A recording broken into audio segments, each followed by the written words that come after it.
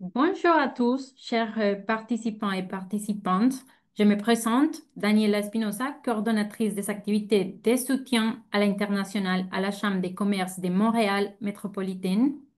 J'ai le plaisir de vous accueillir et modérer ce webinaire aujourd'hui qui sera exposé par notre conférencier Cléo Maheu. Nous vous souhaitons la bienvenue à cet webinaire qui porte aujourd'hui sur la présentation du bootcamp et ses objectifs, l'aperçu du déroulement des 4 demi-journées et l'idée finalement est d'avoir du temps d'échange avec l'équipe pour résoudre vos questions. Permettez-moi tout d'abord de remercier notre partenaire Développement économique Canada pour les régions du Québec pour son soutien à l'ensemble de nos activités en commerce et international et qui rendent cet événement possible. On remercie aussi la Chambre des commerces de l'Est pour sa collaboration. Maintenant, je vous présente notre conférencier invité aujourd'hui, Cléo Maheu, qui accompagne depuis 15 ans les dirigeants des PME en forte croissance, coach certifié en Scaling Up et spécialiste de la méthode 3 ac. Elle aide les équipes de direction à structurer leurs stratégies, à mobiliser leurs talents et à mettre en place les outils nécessaires pour accélérer leur développement. Elle est aussi lauréate du prix Coach émérite des Scaling Up et elle est reconnue pour son approche humaine, pragmatique et axée sur l'action. Entrepreneur et conférencier, elle est fondatrice des éditions Gaxel, qui détient les droits francophones de plusieurs ouvrages, des références en stratégie et leadership. Cléo, c'est un honneur de t'avoir avec nous aujourd'hui. Je t'invite maintenant à prendre la parole. Daniela, merci beaucoup pour cette belle opportunité. Donc, très heureuse d'être avec vous ici aujourd'hui. Si avez la chance d'ouvrir vos caméras, j'aime bien voir des visages et faire un webinaire. C'est pas un vrai webinaire parce que justement, on peut connecter avec les gens. N'hésitez pas à mettre vos questions au fur et à mesure. Donc, dans le chat, ça se veut, oui, je vais vous présenter différentes choses, mais ça se veut vraiment un échange constructif pour vous permettre de prendre une décision éclairée. Alors, à l'instant, je vais partager mon écran pour vous permettre, en fait, de bien voir qu'est-ce qu'il y en est. Donc, le bootcamp, aujourd'hui, je suis ici pour vraiment vous parler du bootcamp spécial exportateur. Donc, le bootcamp en soi, j'en fais depuis des années, mais celui-là a un volet un peu spécial parce qu'avec ce qui se passe dans l'économie actuelle, on doit s'adapter rapidement. Et on doit avoir un mindset de croissance que je qualifie d'antifragile. Je ne sais pas si vous avez eu la chance de voir ce livre-là, lire ce livre-là, Antifragile, mais c'est plus que de la résilience. C'est faire d'un obstacle une opportunité, donc un levier de croissance. Alors, ça se veut une séance d'information pour vous présenter la première édition en collaboration avec la Chambre. Bon, du Grand métropolitain de Montréal. Et cette première édition-là va comporter 4 ateliers interactifs, donc via Zoom. Et inquiétez-vous pas, ce n'est pas trop long. Je m'assure que ce soit dynamique. On va regarder des outils concrets et on va avoir vraiment des échanges lors de ce bootcamp-là. Mais le plus important, c'est vraiment d'apprendre à vous connaître. Donc aujourd'hui, si vous pouvez mettre dans le chat avant qu'on débute votre nom, nom d'entreprise et votre plus grand défi en ce moment, juste pour qu'on apprenne un peu à se connaître et que je puisse vous orienter. Donc, et votre plus grand défi par rapport à la croissance de marchés internationaux, qui est vraiment le cœur et le focus et l'alignement qu'on va avoir lors de notre bootcamp. Donc, écrivez-moi ça, s'il vous plaît. Donc, votre nom, nom d'entreprise et votre plus grand défi par rapport à la croissance en ce moment. Donc, j'espère que je vais avoir un petit peu de nom des gens qui vont me parler. Comme je vous dis, j'aime bien faire participer les gens. Je n'aime pas être seule à parler. Bon, bonjour Jacob. Donc, ouvrir les bonnes portes avec les bons talents. Effectivement, avoir les bons talents, très important. Vol en retard. OK, je ne connais pas cette entreprise-là. Toujours intéressant de découvrir des nouveaux modèles d'affaires, nouvelles entreprises. Merci pour ta réponse. Donc, Philippe, Direct Impact Solution, les défis de trouver des nouveaux clients. Donc, ça, j'aime ça aussi. Fait qu'effectivement, c'est pas toujours facile, surtout dans le contexte économique actuel, on va se le dire. Et je vais juste les noter parce que je vais y revenir tantôt. Karine de Biz, donc accueillir la croissance au Québec tout en restant connecté avec les opportunités de l'Afrique. Effectivement, on va être maître dans notre pays, mais on va être capable d'aller chercher les opportunités ailleurs. Frédéric, très heureuse de connaître, c'est toutes des entreprises que je ne connais pas, j'adore. Planifier la croissance et anticiper les coûts, donc prévenir évidemment. Gérer la croissance, Pierrot, et trouver les talents. Donc, merci beaucoup. Fait qu'il y a le mot talent quand même qui revient assez souvent, les nouveaux clients, le marché, d'être capable de gérer cette croissance-là, de quelle façon on le fait, de prendre les opportunités à l'externe, mais sans se diluer, sans se perdre. Donc, merci beaucoup de vous être prêté au jeu. Trouver les bons contacts, donc aussi, j'aime ça. Donc, merci pour l'intro. En fait, l'important pour moi, c'est vraiment de connecter avec vous parce que je pense que faire un atelier comme ça, vous dédiez 2 jours, ben, l'important, c'est d'avoir confiance que le processus va être le bon pour vous parce que c'est un investissement de temps. Et justement, mon intention, c'est réellement de créer de la... Donc, qui je suis, j'ai une belle intro tantôt, mais rapidement, là, œuvré dans une compagnie pharmaceutique pendant 10 ans, ingénieur chimique de formation, découvert ma passion pour le coaching. Donc, je suis devenue un Lean Six Sigma coach à l'intérieur d'une grosse compagnie pharmaceutique et j'étais enceinte de mon fils et à ce moment-là, mon père est décédé subitement et j'ai décidé de partir mon entreprise de coaching. Et je me disais à ce moment-là, je suis qui, moi, pour aller donner des conseils et accompagner des entrepreneurs. Et c'est là que j'ai cherché une méthode américaine qui s'appelle Scaling Up, que j'ai importée ici au Québec, traduit en français. Donc, un peu une ambassadrice de cette méthode-là depuis les 20 dernières années. Ce qui m'a amené à créer ma maison d'édition, donc le livre qui est très intéressant dans le fond pour vous, qui va faire partie un peu, je dirais, les bases du bootcamp avec lequel on va travailler. C'est le livre Scaling Up, Hypercroissance. Donc, c'est 4 décisions critiques pour croître l'entreprise, mais on va lui donner une twist spécial exportateur. Et je me suis rendu compte que quand on vise l'hypercroissance, ben, des fois, on s'oublie comme entrepreneur. Donc, j'ai traduit mon deuxième livre, Mon masque à oxygène en premier. Quand on a les bonnes bases et qu'on prend soin de nous, on veut vivre une vie intentionnelle. Donc, je me suis vraiment assurée d'avoir une trilogie pour les entrepreneurs. Et le livre Scaling Up, évidemment, est gratuit et vous allez avoir accès à la plateforme et à notre formation en ligne aussi lorsque vous inscrivez au fameux bootcamp. Juste pour vous donner un peu de background, en fait, je suis une passionnée de croissance et j'étais tannée, en fait, de voir comme toujours les mêmes entrepreneurs. C'est comme s'il y avait 4 entrepreneurs au Québec qui réussissent. C'est toujours les mêmes sur les réseaux sociaux. Puis je me suis dit, ben, pourquoi je ne ferais pas un podcast pour partager les histoires inspirantes? Et ici, je vois 2 membres justement de la Chambre du Grand Métropolitain. Donc, on a Vicky Joseph qui est sur le CA, qui est l'épisode 111 et Denis Tivierge, qui est un collaborateur platine avec Sima Plus. En fait, que je viens tout juste de faire un épisode avec lui, l'épisode 113. Donc, ce que j'ai voulu, c'est offrir gratuitement un accès aux plus belles histoires du Québec de croissance et la croissance rime avec prendre soin de nos gens et je voulais le démontrer sur les plateformes. Ma collègue Marion va vous mettre le lien dans le chat si jamais ça vous intéresse. Donc, on a quand même pas mal de contenu intéressant, des belles histoires ici du Québec, de la grande région de Montréal. Donc, ça peut être inspirant, surtout dans les moments difficiles qu'on vit en ce moment. Donc, je voulais aussi vous dire, donc, les outils que je vais vous présenter à travers le bootcamp, ce sont des outils qui sont éprouvés autant dans des entreprises de services que des entreprises manufacturières. Je compare toujours l'approche que je fais à quelqu'un qui décide d'aller au gym et s'entraîner. N'importe quel humain sur la planète mange pas de sucre, marche, boit de l'eau.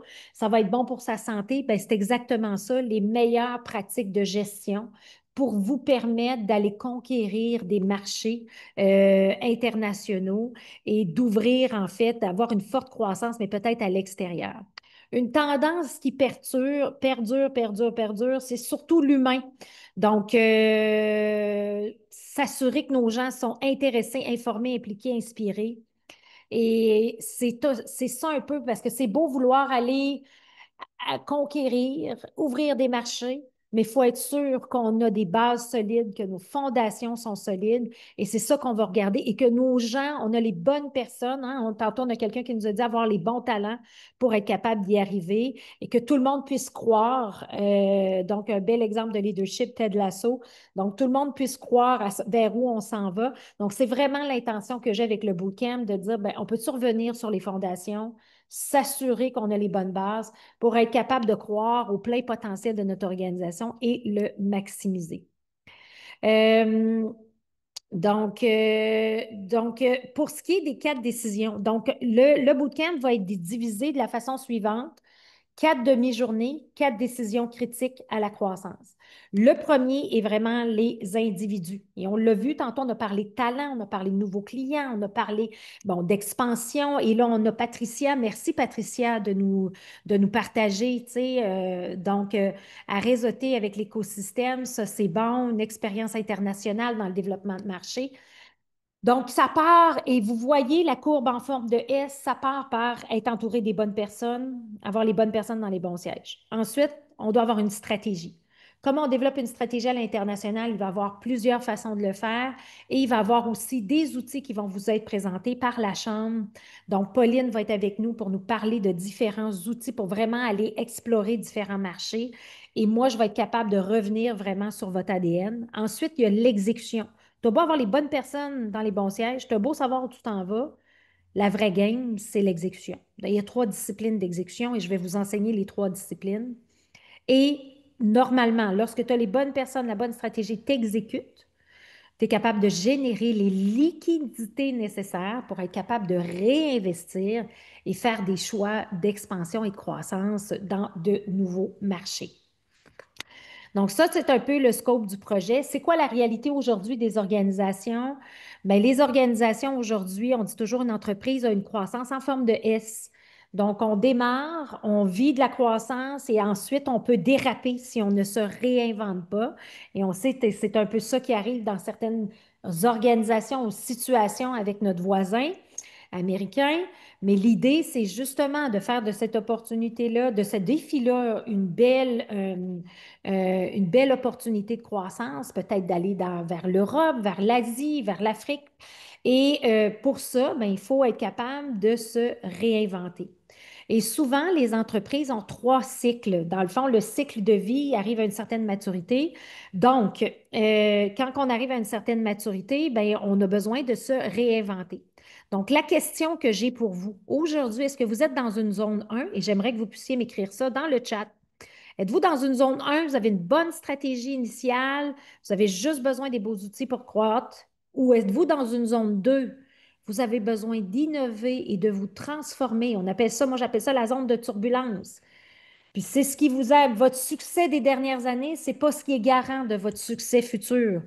Donc, ça, c'est la zone 2. Et la zone 3, ben, c'est de dire on vient passer notre zone de turbulence et on est prêt pour de la nouvelle croissance. La zone 2 va prendre environ 24 à 36 mois. Donc là, je vois rapidement zone 1, zone 2, zone 1, zone 2. Donc, on parle de 24 à 36 mois. Donc, si vous décidez de faire un changement dans votre modèle d'affaires, il faut être conscient de ça. Souvent, on veut faire des changements rapides, ça ne va pas aussi vite. Donc, mon intention avec le bootcamp, c'est vraiment de vous accompagner, de vous donner de la clarté dans cette zone-là. Et si vous êtes déjà dans une zone 1, zone 3, bien, ce sera du peaufinement sur un alignement stratégique. Mais sinon, bravo Philippe, oui, c'est ça. Tu sais, probablement que ça fait 2 ans à 3 ans. Donc, l'idée, c'est d'avoir les bonnes bases pour maximiser notre plein potentiel. Il y a 3 grandes barrières à la croissance, on dit nos goulots, qui nous empêchent de passer de la zone 2 à la zone 3.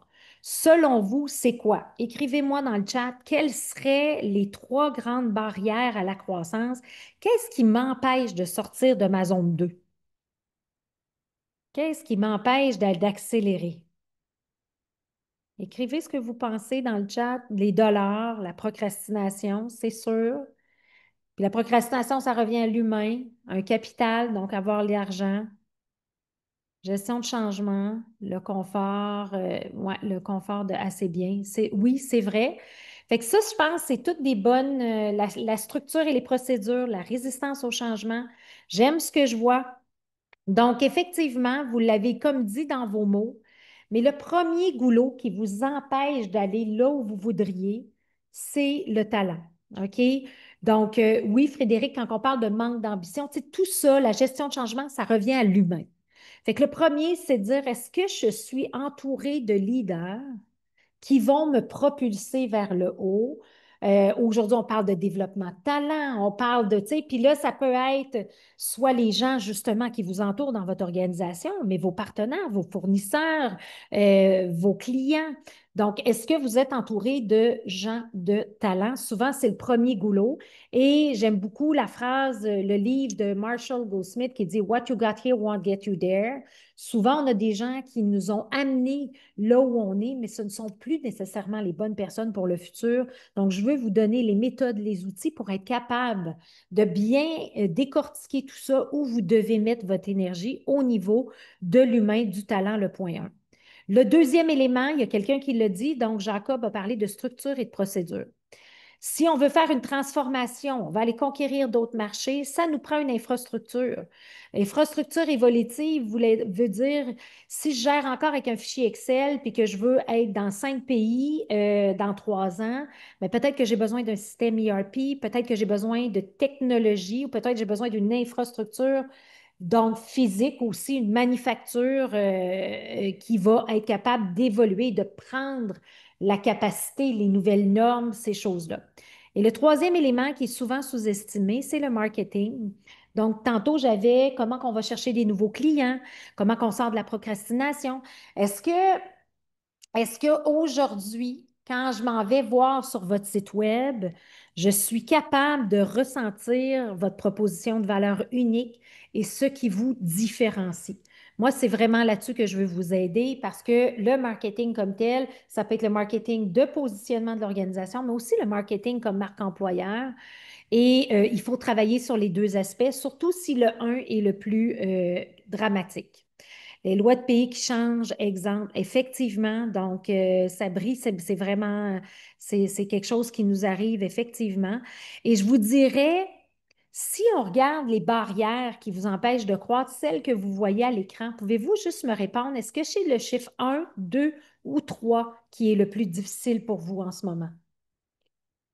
Donc, juste curieuse de comprendre le pouls des gens.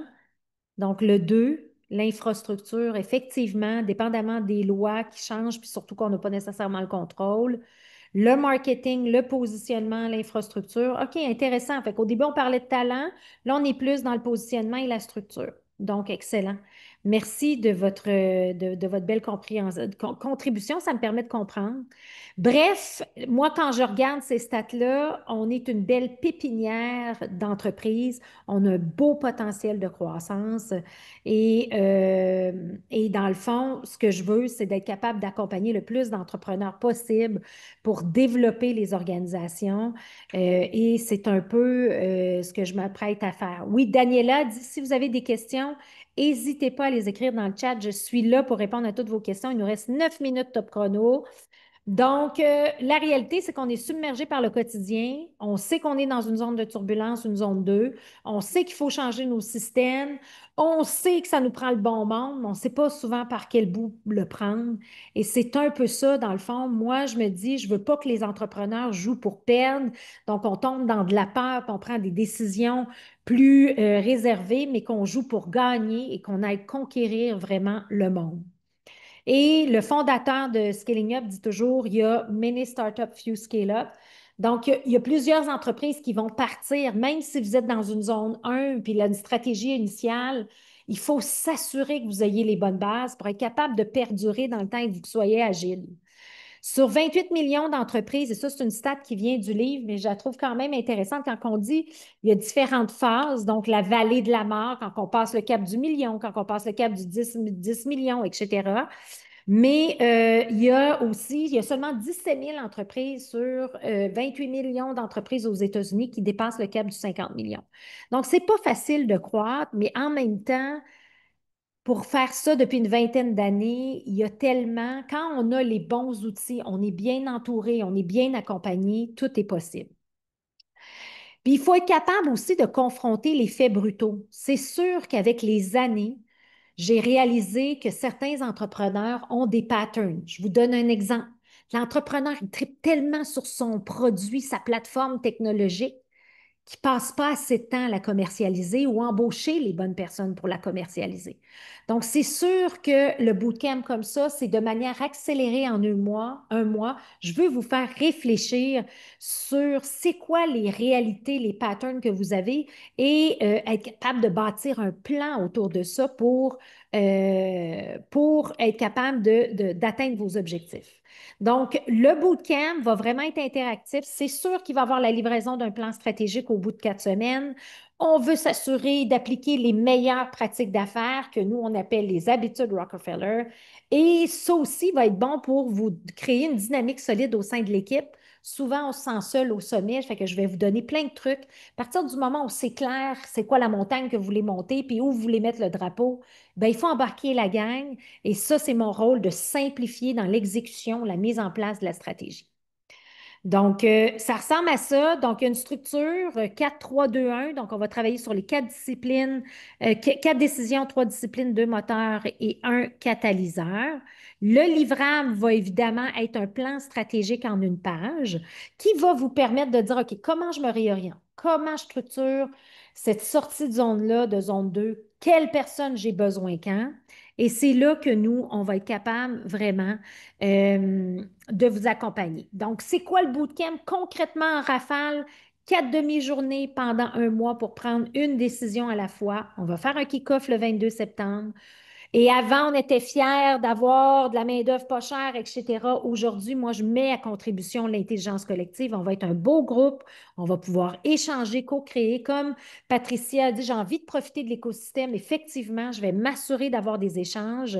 Il va y avoir aussi des outils très concrets. Donc, vous pouvez voir ici l'ensemble des outils pour le volet individu, bien gérer vos équipes, le volet stratégie, exécution, liquidité. Donc, on va mettre en place différents outils.